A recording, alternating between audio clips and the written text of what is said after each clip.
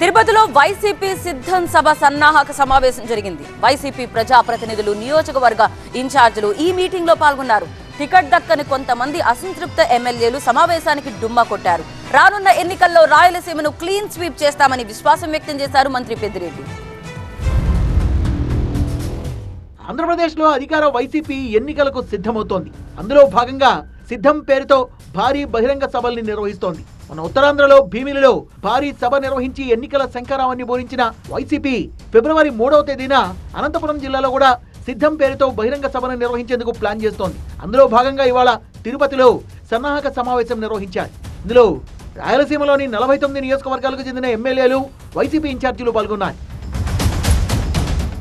మంత్రి పెద్దిరెడ్డి రామచంద్రారెడ్డి ఆధ్వర్యంలో తిరుపతిలో జరిగిన సన్నాహక సమావేశంలో సిద్ధం సభ ఏర్పాట్లపై చర్చించారు. ఎమ్మెల్యేల అభిప్రాయాలు, రాష్ట్రంలోనే ఓ పెద్ద సభగా దీన్ని నిర్వహించేలా ప్లాన్ చేస్తున్నామని మంత్రి పెద్దిరెడ్డి తెలిపారు. వారికోస్ వెయిన్స్ వ్యాధికి కేవలం 30 నిమిషాల్లో చికిత్స. కాల్ చేయండి 9989527715.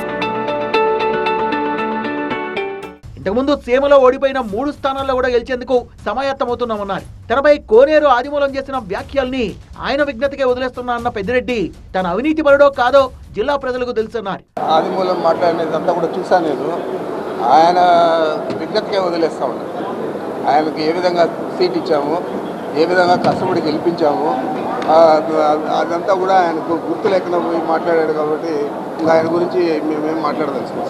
అదే ఈ జిల్లా ప్రజలకు తెలియదా, ఇలా మీడియా వాళ్ళకి తెలియదా నేను అవినీతి పరుడా కాదా అని.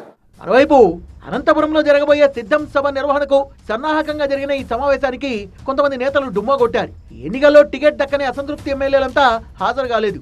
వారిలో రాష్ట్ర మంత్రి గుమ్మనూరు జయరాం, ఎమ్మెల్యేలు ఆదిమూలం, ఎంఎస్ బాబు, నవాజ్ బాషా, తిప్పేస్వామి, మేడ మల్లికార్జున్ రెడ్డి, సిద్ధారెడ్డి వీళ్ళు హాజరు కాలేదు.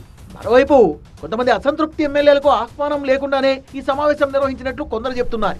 మొత్తానికి సన్నాహక సమావేశానికి ఏకంగా 10 మందికి పైగా వైసీపీ ప్రజాప్రతినిధులు హాజరు కాకపోవడం చర్చనీయాంశంగా మారింది.